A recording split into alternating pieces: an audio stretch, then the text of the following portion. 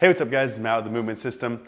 In this video, I'm gonna show you how to get rid of trigger points anywhere in your body. A few days ago, I was working with a client who's had shoulder pain and limited mobility for the past few months. One day, he woke up and his shoulder was stiff and painful, and it didn't really feel right for months since. Luckily, I was able to do a specific assessment to pinpoint the problem and then use a mobility technique that improved mobility and reduced pain in minutes. And in this video, I'll show you the exact techniques that I use for that and for all other areas in the body. I've been lucky enough to learn from great mentors and get hands-on experience with hundreds of shoulders, necks, feet, and backs over the past 10 years training and treating clients and athletes. So in this video, I want to walk you through my exact thought process for how I assess a painful movement, pinpoint the problem area, and decide what techniques to use to improve that movement. By the end of the video, you'll have a new perspective on how to evaluate and properly address movement limitations and reduce trigger points anywhere in the body. Let's go ahead and dive into it. Now, I don't usually do this, but I actually want to start with a story. About a year ago, my dad got into a pretty bad accident. He was driving a fully loaded tractor trailer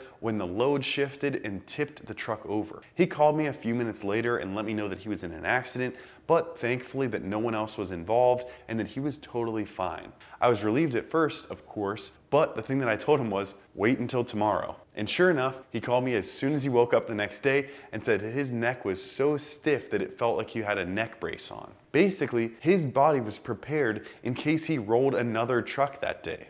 This is what's called neuroprotective tension. Basically, there was a trauma to the body and the body responded predictably by stiffening up and developing a lot of that neuroprotective tension. If the nervous system expects that the head is going to be jerked around violently, it's going to adapt to develop stiffness and protect the vulnerable structures of the neck. We see this in fighters as well. Studies like this have shown us that athletes who participate in combat and collision-based sports have reduced active range of motion of the cervical spine, but greater isometric strength and altered cervical proprioception. Put simply, the nervous system and the muscular system constantly adapt to the stress placed on the body throughout life and training. Now, in some cases, like for fighters, some degree of stiffness might actually be beneficial. But in many cases, such as after a car accident, stiffness from old injuries, or stiffness that developed from posture over time, it's actually beneficial to address and reduce it. And it's not just the neck. We're going to talk about how this same process impacts the back, the shoulder,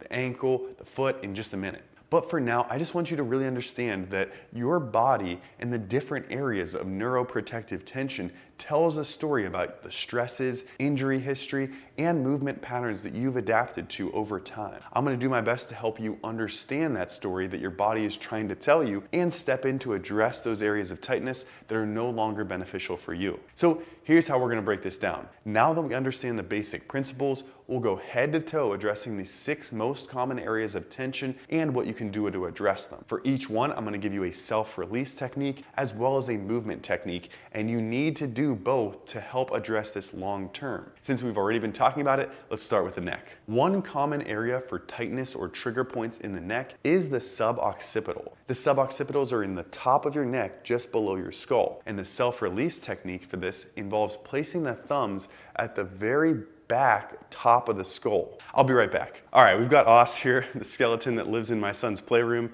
that he's slightly afraid of. Basically, our suboccipital muscles are at the very top back of the skull. So if we're taking our thumbs, we kind of want to trace up the soft areas of the back of the neck up until we hit kind of a bump that goes up like this. So when you're working your suboccipitals, you want to reach around and find this space right here at the very top of the neck. Now, the suboccipital muscles are going to be involved in basically nodding motions. Yes, they are. Often when you have suboccipital tightness or tension that is developed either from injuries, trauma, or just posture over time, what's going to happen is your head is pushed forward and your neck is tilted kind of back slightly. So to lengthen these muscles, we need to be able to tuck our chin down to our chest. So we could start by just massaging those suboccipital muscles and then gradually working on nodding down. And then over time, we also want to introduce this secondary movement technique. That's going to involve looking down while placing one hand on the chin and the opposite hand on the back of the head. You can actually do this technique while pressing on the suboccipital muscles, but really what your goal is try to get the chin down to the chest and to lengthen as much as we can through that upper neck. I'd recommend a minute of just manual work with the thumbs and then a minute of this movement-based technique where you're actually looking down while providing that overpressure. This is a great way to address tension and tightness in the suboccipitals and reduce any trigger points you have there. All right, moving on to area number 2, we have the levator scapulae. The levator scapulae muscle connects the head to the shoulder blade in this way, and we want to make sure that we can lengthen that. When there's a lot of tension in this muscle, the neck is unable to side bend and rotate fully. So here's our self-release technique for the levator scapulae. We want to pin that muscle down and then stretch it. So you could do this with yourself by finding that inferior medial border of the scapula, though I do think that having a partner to push on it can make this a lot more effective. So the pin and stretch technique that we want to work on the levator scapulae involves finding that superior medial border of the scapula, pressing on it, and then tilting the head side to side. If we're doing this right, we should feel a stretch through kind of where that muscle runs from the scapula up to the head. You can even test your range of motion by tilting your head to the side before and after using this technique. Now, having a partner push on that muscle while you tilt your head back and forth can make this even more effective because it's kind of hard to reach yourself, but either way, you want to just pin that muscle down and tilt back and forth. Once you've worked it for a few minutes, I actually recommend doing resisted full range of motion neck side bending. So basically taking one hand on your head and then tilting all the way to the side back and forth. I recommend doing this for about 10 reps or 30 seconds with your hand pushing on each side. All right, moving on to number 3, we have one of the most common areas of tension and trigger points in the entire body, and that is between the shoulder blades, or basically in the rhomboid area. A self-release for this area can involve laying on a lacrosse ball or a golf ball. Basically, you want to put that right here in this area where you're having tension. And importantly, you want to do this while lifting your arm up and down. Moving that shoulder blade around while we have tension is a great way to address that tightness. Now, in terms of movement techniques, I actually have a few for this area. The first one would just involve protraction with deep breathing. You could sit at a desk or a table or with a box in front of you and just protract your shoulders. Try to create as much space in the back of the shoulder blades as you can, and then breathe really deep in and out. Another movement technique that often helps this area is improving thoracic spine rotation. We can do that with an open the book exercise, basically taking the hand behind the head and then opening up and rotating the thoracic spine. Lastly, I do find that the lower trap muscle, kind of right inferior to the rhomboids,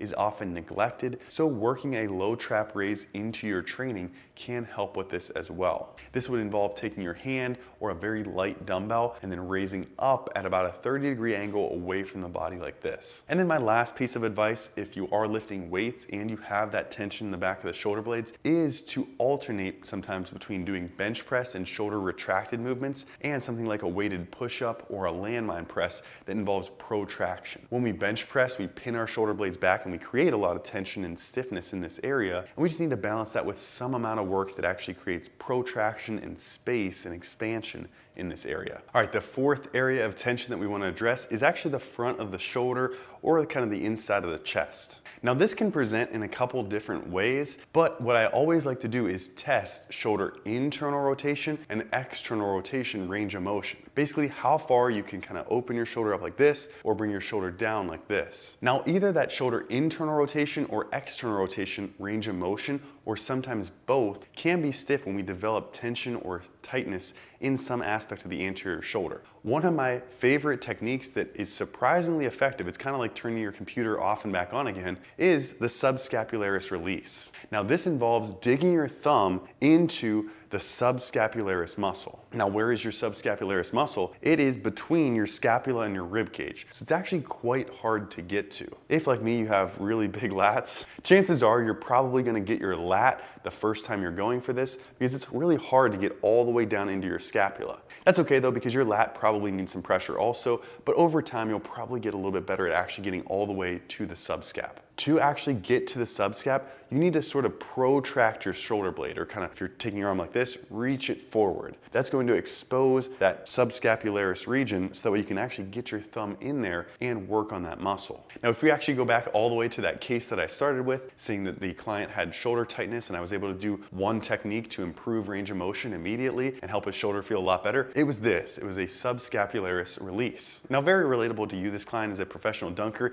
He was throwing down an aggressive dunk and then kind of hit the rim really hard, and that tightened up this subscapularis muscle. The next day he woke up with that tight shoulder, reduced mobility, and that went on for months until he finally actually addressed it by getting into that subscapularis and working that out. This can also develop over time. That's a little bit more common than dunk injuries, where you just kind of sit a lot and adopt a forward internally rotated position, and then you need to kind of release that. Bottom line though, if your shoulder rotation is limited one way or another, or both, or if your shoulder has just felt off for a while, try this technique. It works for a lot of people. And then once you do get in there and release that subscap, you can actually do a movement technique where you're doing a door frame or a chest expansion exercise, basically just taking deep breaths while you're kind of rotating your chest away from that door frame and opening up the front of the shoulder. Pair those two together and see how your shoulder feels. All right, moving on to area number 5, and this is a really common one as well. We have the lower back. Now, often this presents as a band of tightness kind of across the lower back, and sometimes it's actually more on one side than the other. One drill that I think is surprisingly effective for starting to reduce that tightness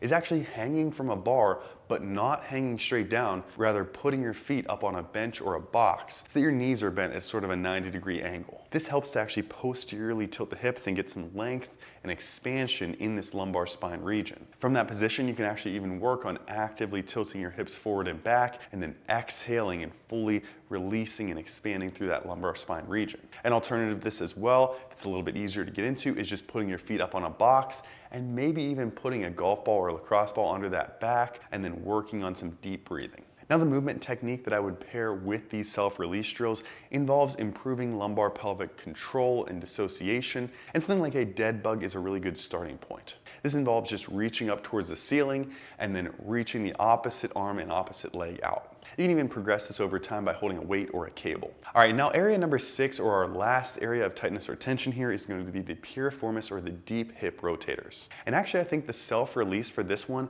typically works really well as long as you get the lacrosse ball or the golf ball in the right area, and that is under the lateral glute. I like taking one leg across the opposite knee here to kind of expose that area that we want to get some tension to. Now from there, although this will be difficult because it is kind of a tense area, try to relax into the position. Big, deep breaths. You can roll forward and back, side to side a little bit, but try to find those tender areas and then take big, deep breaths in that position. This is a really great way to get into those deep hip rotators, and similar to how we improve shoulder internal and external rotation, we can improve hip internal and external rotation with this. And I actually have a really good movement technique to pair with this one, and that is the offset stance RDL. This involves taking one leg, putting 90% of your weight through that leg, and then hinging the hip back. Make sure that you keep your kneecap over your shoelace here and push the hip towards the back wall. When you're doing this, you want to reach your opposite fingertips across the body and kind of trace the fingertips down the shins. If you're doing this right, you should be able to feel one specific area that you can put 2 fingers on of where you're feeling a deep stretch. In combination, a little bit of self-release and this offset stance RDL is a really great way to address trigger points or tightness or tension in the back of the hip. And then one bonus area that I want to throw in here is the plantar fascia.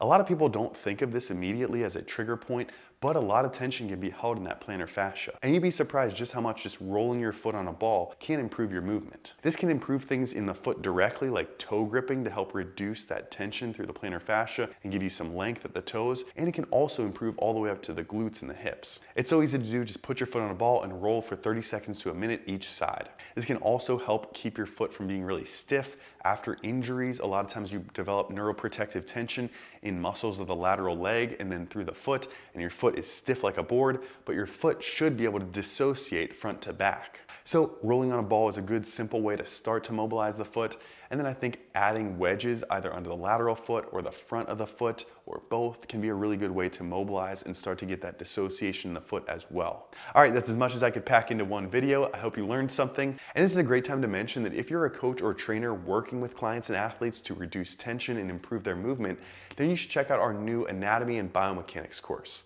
We built this in collaboration with Muscle in Motion to be the best way to learn the full anatomy and biomechanics of the body. We've paired my best movement assessment, coaching, and cueing techniques with advanced 3D animations from Muscle in Motion to give you the best experience learning anatomy and biomechanics. I really think that once you take this course, you'll wonder how you ever learned from static images before. We spent over a year making this the best way to learn, so I'm really excited to get this out. Once you sign up, you'll have lifetime access to the course, and it's approved for continuing education for 6 different organizations. If you enjoy our videos, chances are you'd really enjoy and learn a lot from the course. So I'll leave a link in the description if you want to check it out.